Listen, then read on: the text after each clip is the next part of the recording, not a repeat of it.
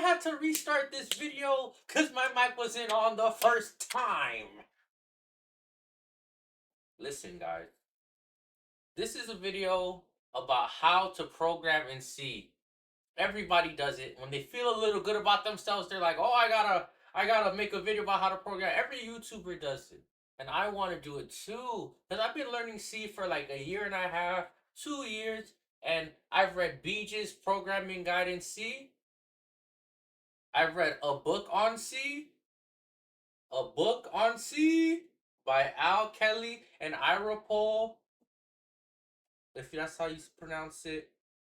I've read Modern C by Jens Gutstedt. I hope I said that right. And I've read the C programming language. The C programming language. But besides that, I'm also making YouTube videos to promote my game. As you can see, this is my game. It doesn't have a name yet and it's not out yet. But I'm making it. And it has 1,300 lines of code. And let me show you what it looks like. I have the guy who walks. When you touch the mobs, they drop coins, bombs, speed boost, and health. They also have one projectile. You can spam as much as you want to. And for now I just gotta. I'm still working on the game, but give it some time. Give it some marination. Some time to evolve into what it is known to be. What it will be one day. My game. My game. One day I shall know. I shall know. The world shall know. The world shall know. My game shall know. Okay. Okay, now we're done with that. Phone.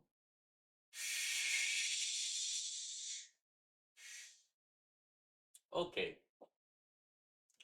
So this is my video.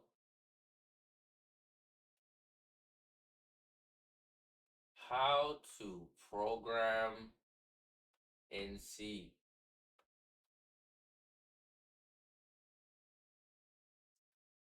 So every C program has three things. You got the preprocessor, which includes files and includes certain texts like function declarations and function definitions. You got the data you choose, which is like ints, chairs, floats, and bulls, and stuff like that.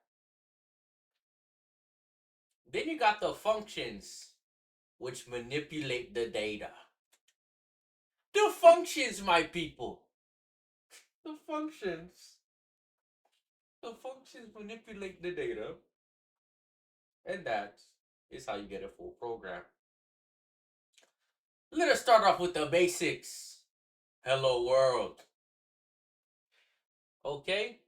First we have the include, which is the preprocessor. Then std.io, which is standard input output library, because we need one function so we can print to the console.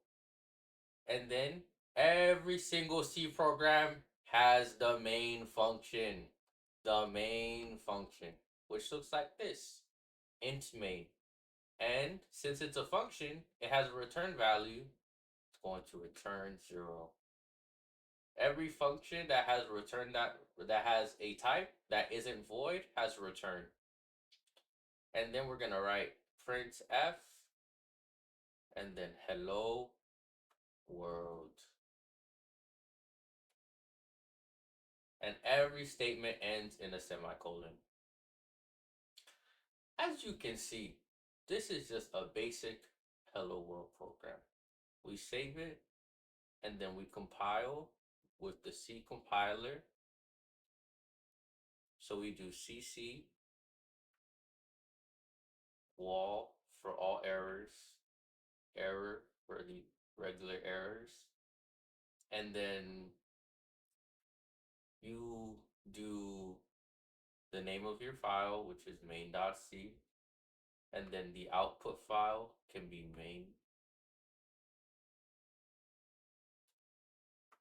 main.o, or just main. When you do ls, you have your file, and then when you run the file, we get hello world. Oh, FG. But it goes on all on one line, so we want the escape literal, new line. Ah, ah. And then let me just put up another console. CG Crash, Frog, Thanks, CProg, the Blast Zone projects. See how to. Okay. So when we do CC,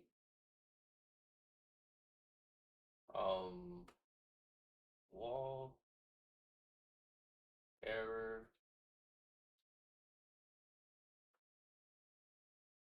and then do main.c, and then the output you can put for main. And now when we compile again, we get hello world and it skips to a new line. All right, our next goal. We know how to print stuff out to the screen. Now we need to know how to print variables to the screen. Our first variable is going to be an int.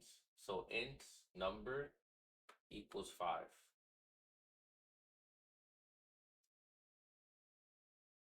We're going to put another printf. Now we're going to learn about string literals. So if you put %sign and then d, which stands for the format specifier integer, and you put is a number, and then you plug in what you want, which is number, for one of the variable arguments for printf. Now, when we compile our program, put main, we get 5 as a number. An integer is worth 4 bytes. If we change that, and then we recompile, we get 9 as a number. Now, that's just the very basics of how to print out numbers. Imagine we want to do some math. And we're like, okay, I have one number. What if we wanted to do int x equals 5 and int y equals 4? And we wanted to say this is something we can do within the arguments. So we can have as many format specifiers as we want to. So we could say number plus a number is a number. And then we're going to have 3 arguments because we had 3 format specifiers. So we're going to do x plus y is equal to x plus y. And then we add the new line specifier.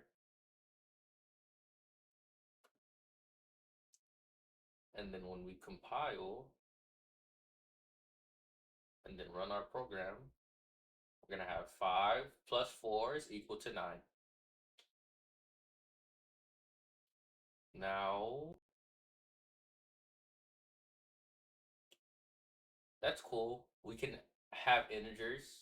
We know how to print out the integers.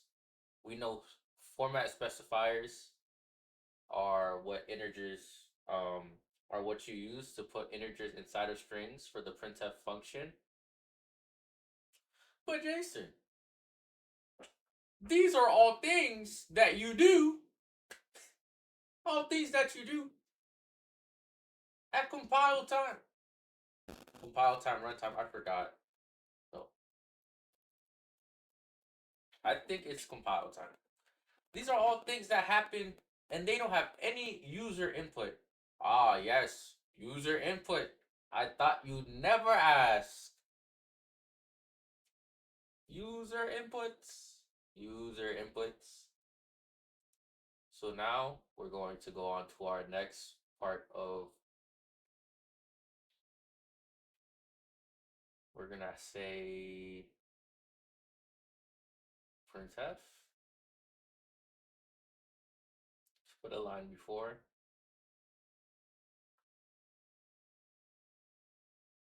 Choose two numbers.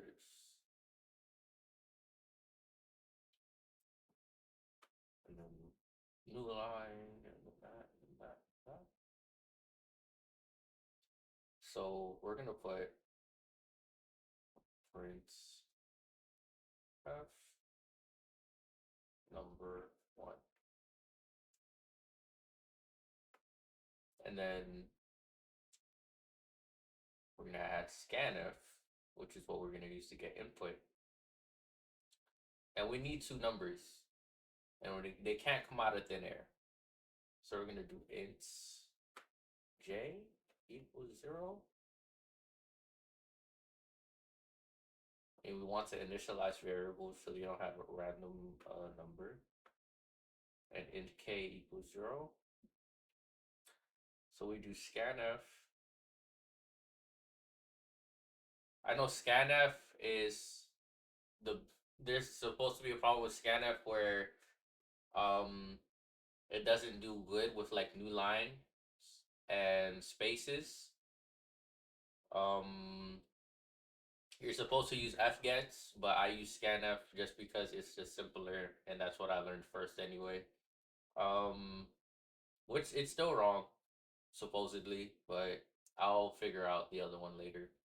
Um So use the format specifier. Say if we're scanning an integer, we're gonna use the format specifier for an integer, and then we're gonna use the address of, because we want to change the value.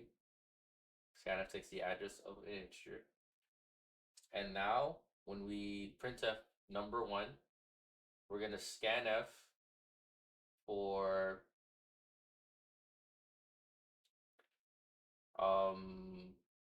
j,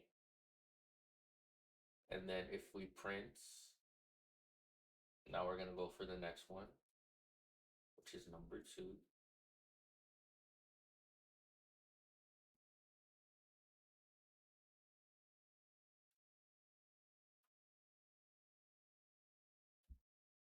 And we're gonna put k,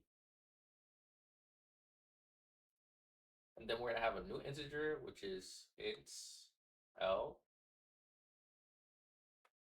is equal to j plus k, and then we're gonna print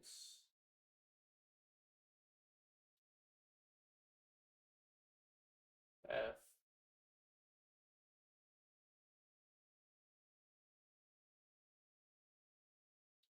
oh,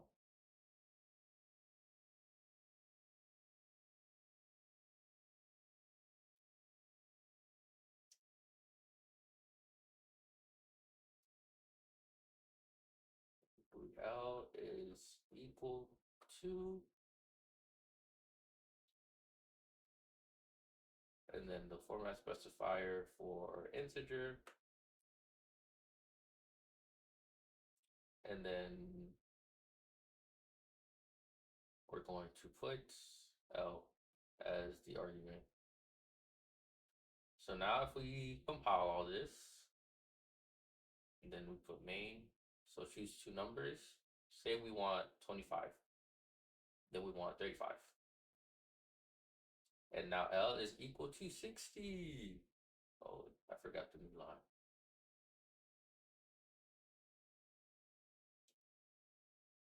Say, or if we wanted to do 15 and then 40, L is equal to 55. Now we have user inputs. The American dream. Now, you're like, oh, Jason, we have printing to the screen. We have regular integer variables. We have user inputs. What could be next in our glorious quest? Well, besides user input, we need a way to store data. Say you have a lot of numbers and you want to store all those numbers in something we call an array. Okay, now we're gonna erase all of this. We're not gonna erase shit. Here's what we can do. You can comment stuff out and see, and it won't affect the code.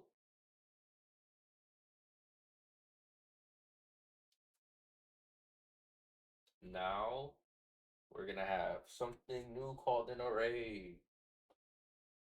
And we're gonna use int again. So ints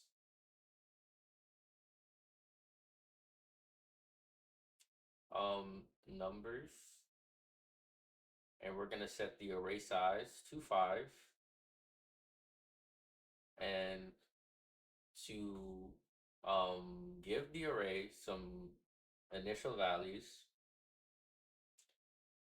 we're going to put 0, 1, 2, 3, 4. Actually, no, we're gonna use 1, 2, 3, 4, 5,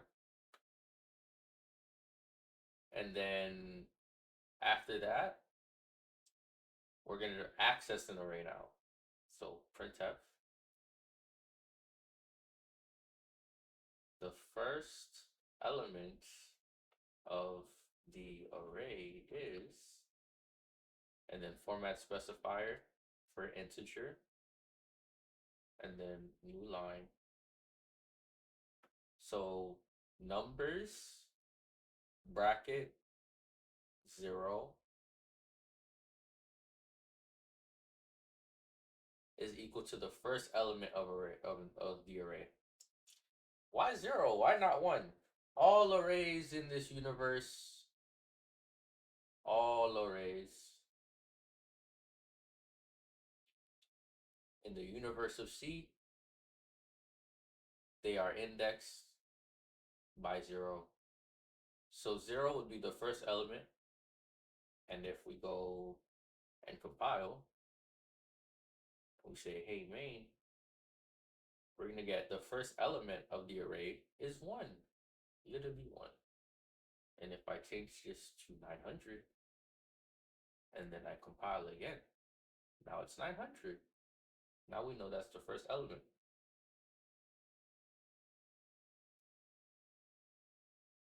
Now, say we wanted to go through this entire array and print it all out.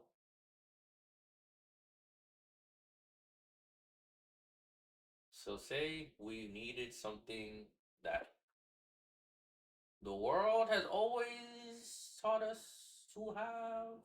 What am I saying? You need to loop through an array. And there are two types of loops. There's for and while. Now we're going to learn the for loop, which has 3 clauses.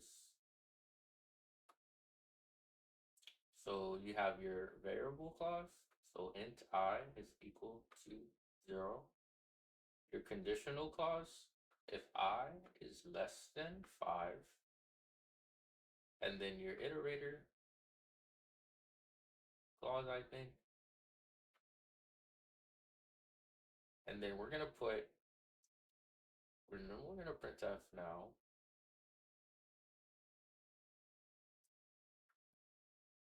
The number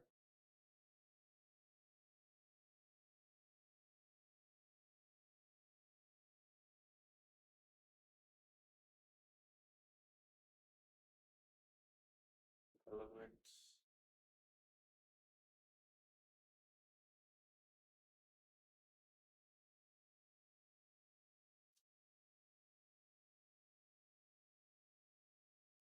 number is the element at index number. And now we're gonna put I. Now we're gonna do numbers, I, and then I, because that's the index. Now we're gonna do, we're gonna compile, and we're gonna do main. Why is it not working?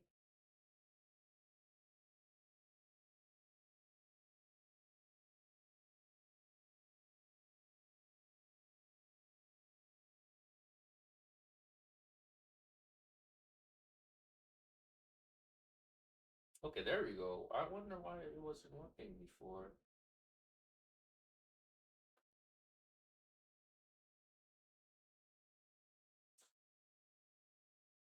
There you go. Oh, I didn't save it. That's why. Okay, there you go.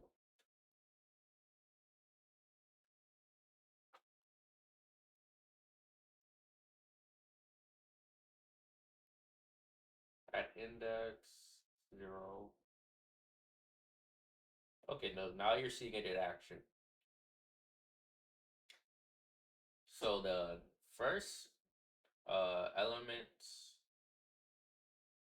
of index array, element of the array is 1, and we know it's 1. The number 1 is the element of index 0, which is true. Number 2, index 1. 3 is index 2. 4 is index 3. And 5 is index 4. And that's how you count through an array.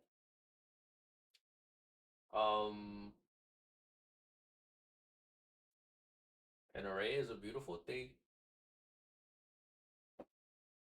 Another thing that's very close to an array is a pointer. We're gonna comment this part out.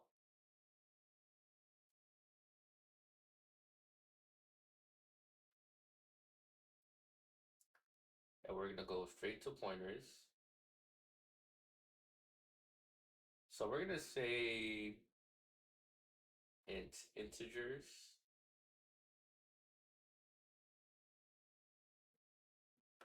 Asterisk is what you use for a pointer. And then we're going to malloc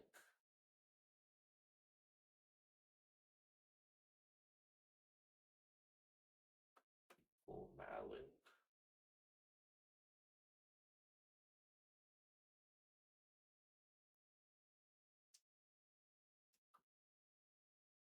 So we're gonna say if we malloc for the size of ints. Oh wait, malloc requires something. Standard lib dot h.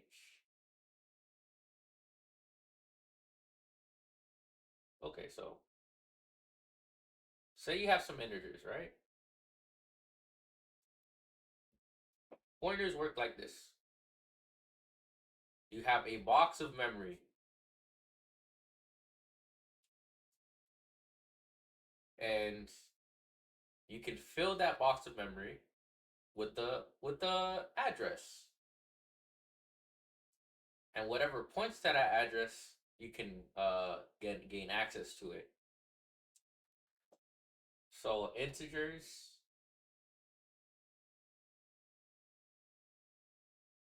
and you need to malloc memory equal malloc. And say we just want to malloc for one integer. So we say 1 times the size of it. And then if we want to gain access to what's at that integer, actually no, let me display something to you first. um the address of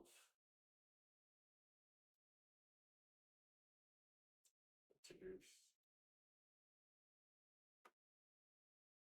ZU, I think. I think it's ZU for pointer.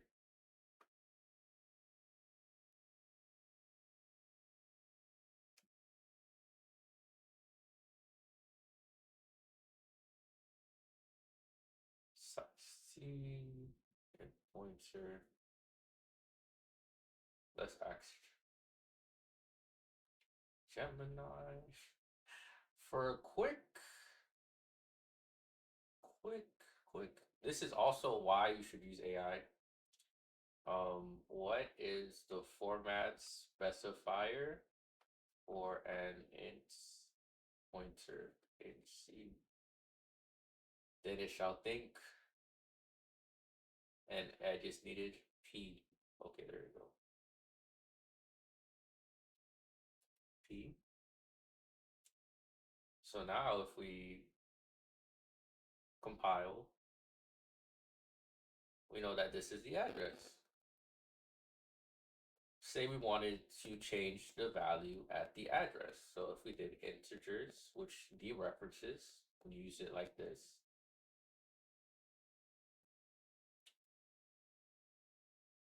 Integers equals 5.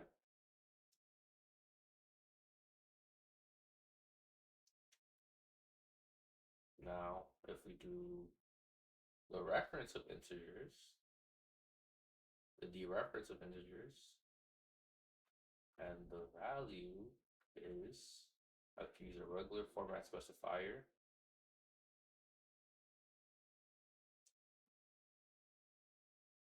So now we see that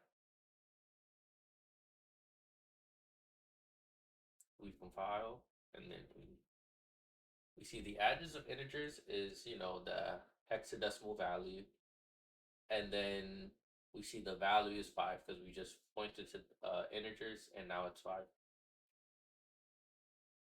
Remember when I told you that pointers and arrays are very similar?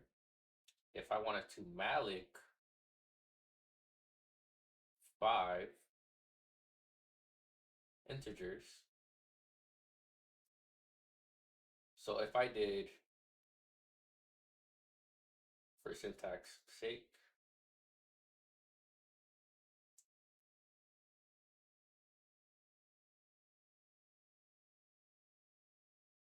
so now if I did +1 equals 6, and then I changed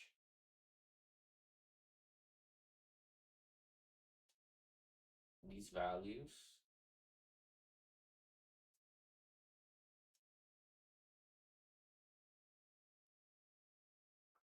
+1, and then +1,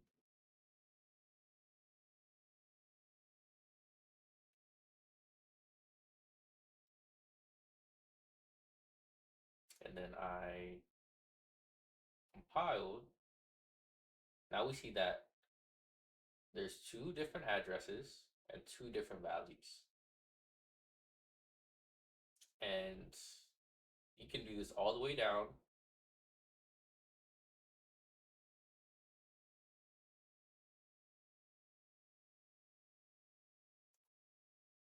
And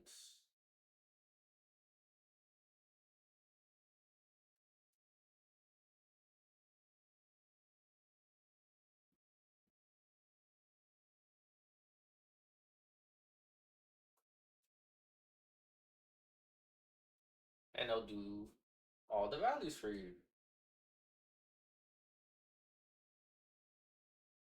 And remember, if you don't want to write a bunch of printf statements, you can use a for loop. Int I equals 0, I is less than 5, because we want to iterate through all the integers I++.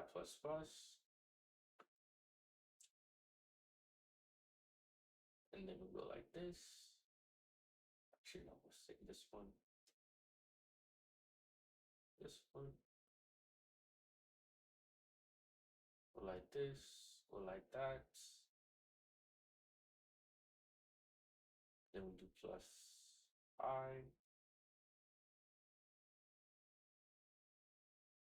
And if we comment these out and we compile, we get the same thing.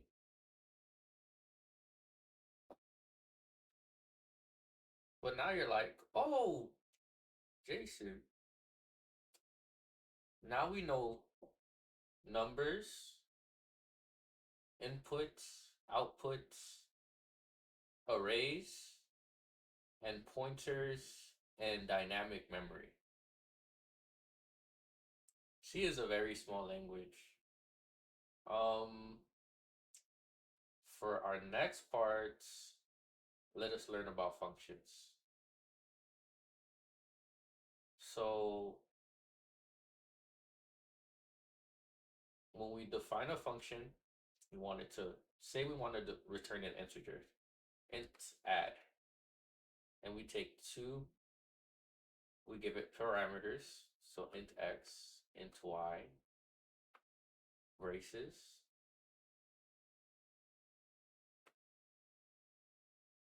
and then we want to return x plus y.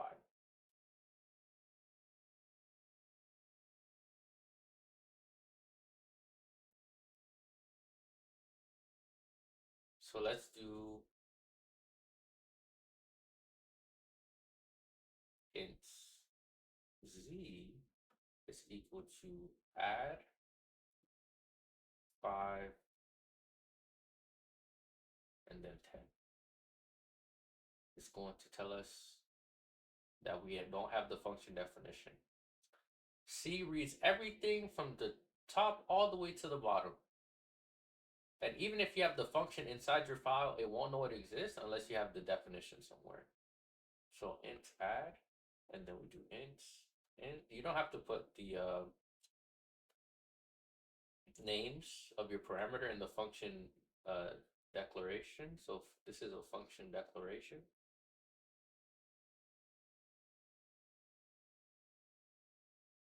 And this is a function definition. And now if we go as far to print z,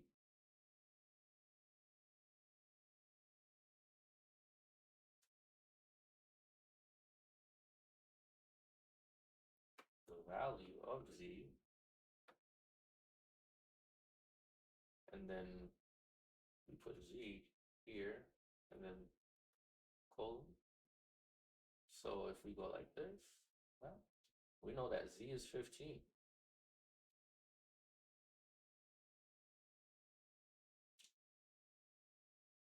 And that's a basic definition.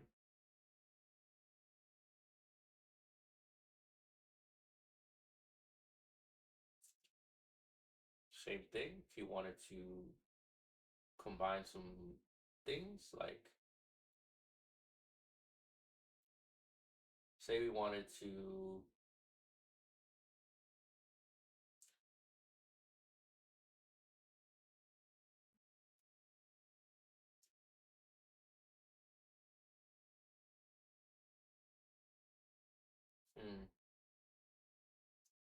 I think that's enough for this video. Those are like the basics, the super basics. And if we uncomment everything, I'll make another one if I get some good reception on this one. If I get like, if I get 10 likes, 10 likes. That's what I'm asking for. Okay, so now we can see everything in action. So if we compile, we have the hello, 9 is a number, 5 plus 4 is 9, choose two numbers. We're going to choose 14 and 18. We know L is equal to 32 because 14 plus 18 is 32. We have the array indexing elements. We have the elements of the pointer that we mallet.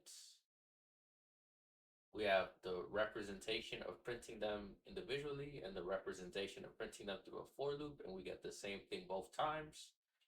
And then we have functions and how to define a function and how to make a function declaration. And then that's it. That's like the super basics. Tell me if you guys want more. I will help you out. And thank you for watching.